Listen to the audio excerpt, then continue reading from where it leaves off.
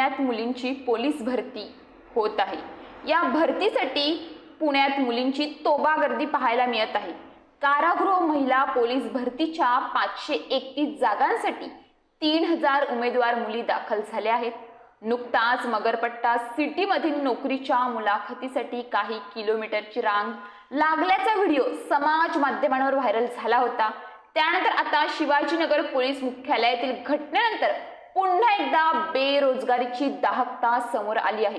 आज सकाळी 19 मार्चला पुण्यातील शिवाजीनगर पोलीस मुख्यालयात जो प्रकार घडला यावर पालकांमध्ये मोठी नाराजी निर्माण झाली आहे। पोलीस प्रशिक्षणाकडून भरतीसाठी आलेल्या मुलींच्या रांगेतील नियोजनात गोंधळ उडाला।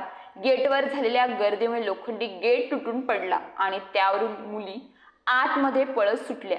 यावेळी चेंगराचेंगरी आणि मोठ्या प्रमाणात महिला उमेदवारांची गर्दी झाली। या धावपळीत अनेक मुलींच्या पायाला गंभीर दुखापती झाल्या।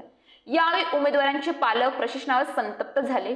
पालकांच्या डोळ्यासमोर पोलीस व्हायचे स्वप्न घेऊन आलेल्या आपल्या मुलींच्या अशा संघर्षामुळे त्यांच्या मनामध्ये दुफळी निर्माण झाली। यावेळी स्थानिक पोलिसांची उमेदवार आणि पालकांची बाचाबाची देखील झाली। खरं तर मुलींनी अनेक महिन्यांपासून या भरतीसाठी तयारी केली आहे। मैदानी चाचणीसाठी प्रचंड वेळ आणि मेहनत खर्च केली आहे। सदर एक भरती ही 2022-23 मधील पुणे कारागृह पोलीस भरती म्हणून रखडलेली आहे। एकूण 513 जागांसाठी रखडलेली भरती पार पडत आहे। इतर पोलीस भरती प्रक्रिया पूर्ण होऊन निवड झालेल्या उमेदवारांना नियुक्ती पत्रेही देण्यात आली। मात्र पुणे कारागृह पोलीस भरतीचा अजूनही ठोस निर्णय होत नव्हता। परंतु आता कुठेतरी ही भरती प्रक्रिया पार पाडत असताना प्रशासनाचे नियोजन अपुरे पडल्याचे अशा प्रकरणाच्या घटनेमुळे भरती प्रक्रियेला गालबोट लागले आहेत।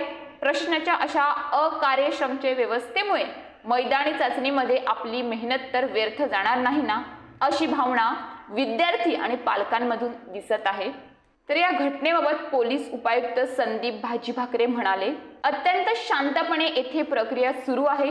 आजपासून महिला उमेदवारांची भरती प्रक्रिया सुरू झाली आहे। त्यांच्याबरोबर त्यांचे पालक आले होते। त्यामुळे 4:30 वाजता गर्दी जमली होती, पण चेंगराचेंगरी झाली नव्हती। 4:30 वाजता उमेदवारांना आत घेण्यात आलं आणि शिस्तीत भरती प्रक्रिया सुरू झाली आहे, असे ते म्हणाले।